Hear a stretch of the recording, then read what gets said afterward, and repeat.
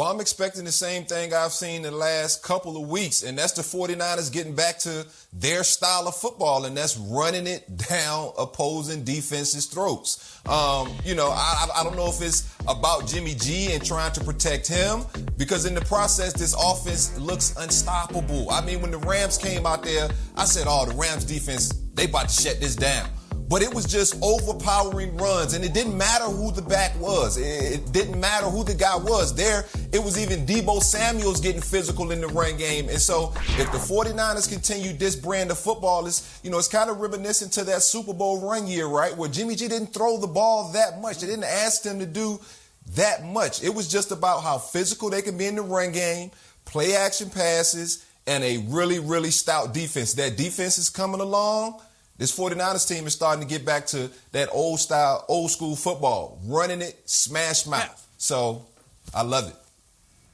And if they're playing that style of football against a defense that is 28th in the league in yards and 31st in yards per attempt, and they're shorthanded. Dalvin Tomlinson, he's on the COVID-19 list, their defensive lineman. He's going to be out. Michael Pierce, their nose tackle, has been on injury reserve for a couple of weeks now.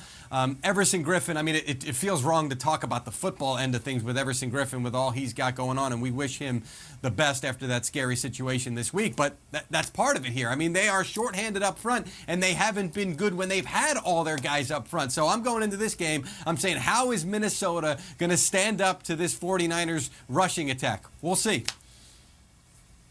Yeah, and as D. Hall just alluded to, and Garofalo, you too, Deebo Samuel is going to give that run D problems that's shorthanded. It's just so nice to see the Niners getting back to what they did and running the ball effectively again. And I just love the way that they're using Deebo Samuel. He's so versatile. He's like a wide receiver in a running back's body. He led the Niners in rushing last week. He leads the league in yak. He has the second most receiving yards in the league. He's just so good in so many different ways. You get him in space, and he can make all sorts of plays. The Niners, they're making a playoff push, and Deebo, he's kind of the engine right now. I mean, get him in the Offensive Player of the Year conversation. Honestly, guys, he maybe just made me switch my pick. I might be going with the Niners now.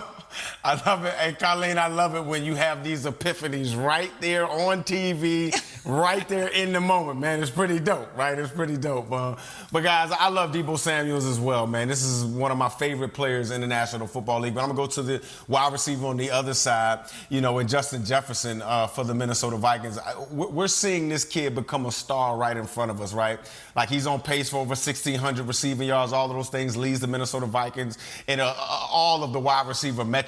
But what I love, what I'm seeing from Justin Jefferson is not just those empty yards. It's not just him, getting a bunch of yards every single game and it's not meaning anything, right? He's making big catches in big-time moments, and that's when you want your franchise players to step up. The offensive coordinator's moving him around. He's in the slot some. He motions sometimes to be outside, and they use his ability to run routes and separate from defenders to get them open, right? Again, we're seeing a star, in the making, a guy that I'm not so sure that there's a defensive back that can just guard one-on-one. And when you see him in the slot, he is silky smooth. And guys, he almost has a returner's type of a courage when he's running across the middle, right? When you're a good returner, you kind of got to have all the confidence that your blocking and stuff is going to be there. That's how Justin Jefferson runs routes across the middle. There's not a lot of guys in this league running routes like that.